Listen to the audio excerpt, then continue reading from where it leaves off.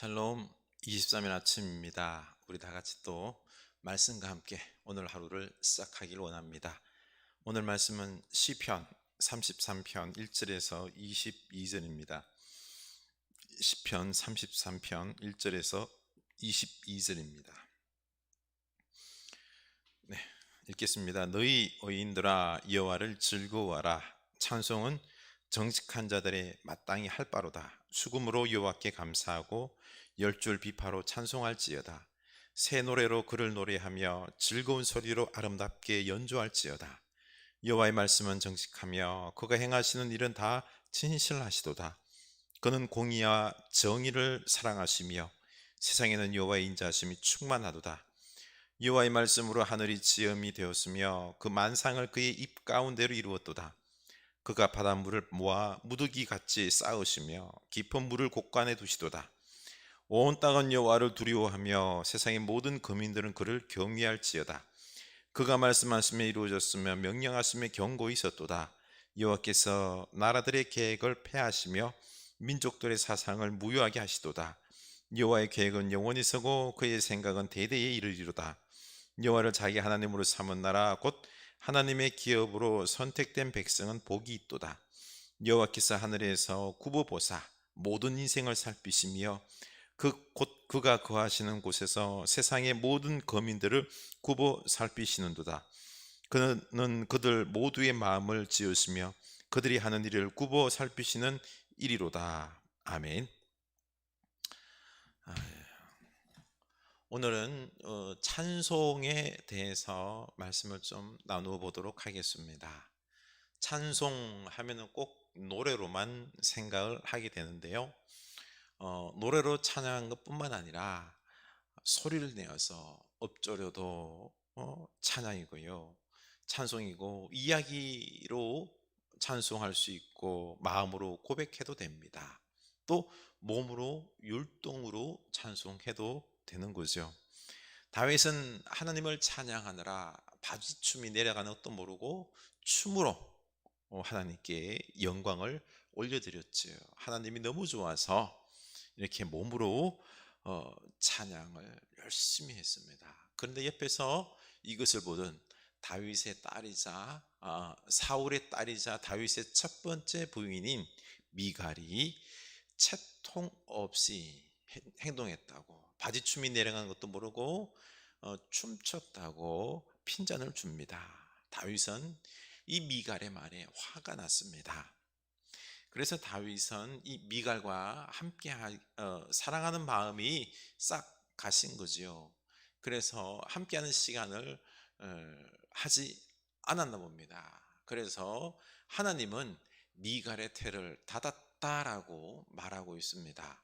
이 말은 곧 다윗과 미갈의 관계를 갖지 않았다. 하나님께서 그의 태의 문을 닫았다라는 것입니다. 자식을 못 낳는다는 거죠. 이렇게 찬양, 너무나도 귀중한 찬양인데 이것을 소홀히 생각하는 이 미갈이 받은 이 참 심판의 모습인 것입니다. 그래서 1절 너희 의인들아 여호와를 즐거워하라. 찬송은 정직한 자들이 마땅히 할 바로다. 아멘. 찬양은 의인들, 하나님의 백성들, 정직한 자들이 마땅히 할 바입니다. 죄인된 인간이 하나님의 은혜로 의인이 되지 않았습니까? 마땅히 하나님께 찬송해야 합니다. 하나님께 받은 그 놀라운 은혜를 우리가 정직한 자라면 반드시 찬양해야 합니다.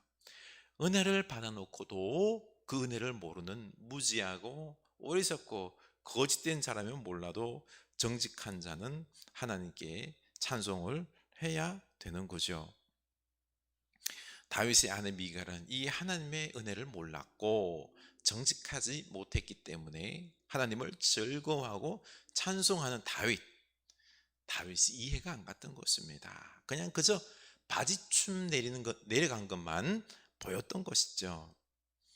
왜 다윗과 우리는 하나님을 찬송해야 할까요? 바로 하나님께서 말씀으로 이 세상을 정직하게 신실하게 행하시기 때문입니다. 바로 이 세상을 정의와 공의와 사랑의 충만함으로 다스리고 계시기 때문에 그 완전한 통치에 대해서 우리가 찬송해야 된다는 것입니다. 우리는 순간 하나님이 완벽하게 이 땅을 다스린다고요? 여러분 동의하세요? 어때요? 완벽하게 우리 하나님이 내 삶을 다스리겠습니까? 조금 갸우뚱하죠. 아니, 하나님께서 사랑과 정의와 공의로 완벽하게 다스린다 그러면은 저 악한 사람들이 득세하고 또 가난한 사람들, 약한 사람들이 이렇게 고통 가운데 있는데 하나님이 그냥 정의로우시다 그러면 그냥 이렇게 두시면 안 되지 않습니까? 저들을 벌하시고 정직한 자를 세워야 되지 않습니까? 라고 하는 의문점을 좀 둘 수 있겠지만은 그럼에도 하나님은 그 죄악 가운데서도 사랑과 정의, 그 온전한 균형 속에서 이 나라를 다스리고 계시는 것입니다. 다윗은 이걸 경험했죠.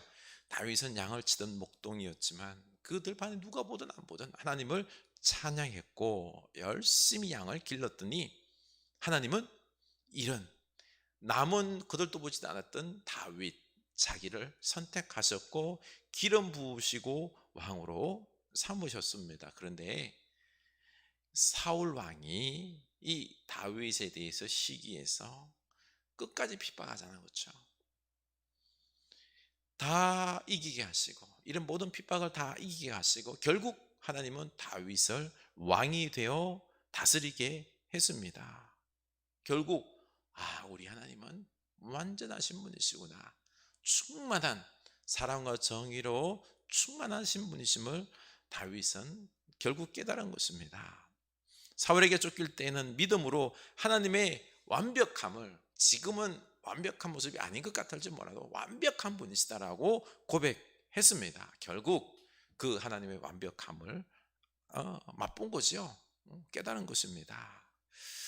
이렇게 우리는 하나님께서 이 세상을 완전하게 다스리시기 때문에 찬양을 해야 합니다. 두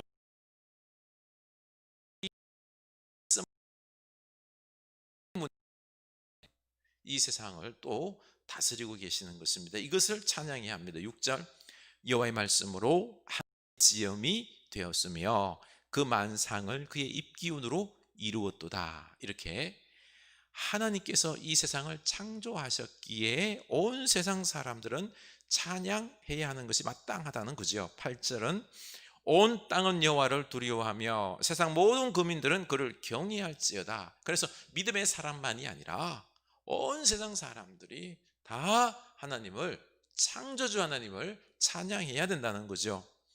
셋째는 여호와의 계획이 영원히 세워져 있기에 찬양해야 합니다. 11절 여호와의 계획은 영원히 서고 그의 생각은 대대에 이르리로다. 아멘. 하나님의 계획은 영원히 세워져 있습니다. 순간순간 바뀌는 게 아니에요. 하나님의 생각은 반드시 이루어집니다. 그래서 우리는 위대하시고 영원한 계획을 찬양해야 합니다. 그런데 우리는 내 생각과 이 세상의 가치관, 그리고 계획과 그런 것들, 그리고 한 기업과 한 나라의 어떤 계획에 더 마음을 둡니다. 좀 있어 보이는 기업이나 그리고 조직들, 그리고 한 나라가 세운 계획들, 이런 계획들이 꼭 이루어질 것 같고 하나님이 계획한 것 이루어질까에 대해서 우리는 말로는 신뢰한다라고 하지만 진짜 하나님께서 나를 향한 계획이 다 이루어질까 확신이 안 되는 거죠. 그래서 찬양을 잊어버립니다. 10절 여호와께서 나라들의 계획을 폐하시며 민족들의 사상을 무효하게 하시도다. 이렇게 나라의 계획들, 우리 나라의 무슨 경제 계획들, 그렇죠? 미래 계획 세우면 또 어떤 자본주의의 사상이나 경제의 부흥운동 같은 것, 이런 것들이 좋은 결과로 그 계획대로 다 이루어집니까? 여러분, 다 그 계획대로 이루어진다고 생각하십니까? 하나님은 그것들을 다 폐하셨다라고 말씀하십니다. 안 이루어지게 하신다는 거죠. 사실 우리나라가 올 경제 계획을 세웠지만은 그대로 다 이루어집니까? 다 털렸어요. 지금 코로나로 인하여서 원래는 더 많이 털려버렸습니다. 그런데 우리나라 한 나라 한 기업 이 계획 이게 다 이루어질 것 같습니까? 안 이루어집니다. 온 세상 모든 나라들의 계획들 다 틀어졌어요. 다시 말해서 하나님의 계획만이 영원하고 반드시 이루어지는 것입니다.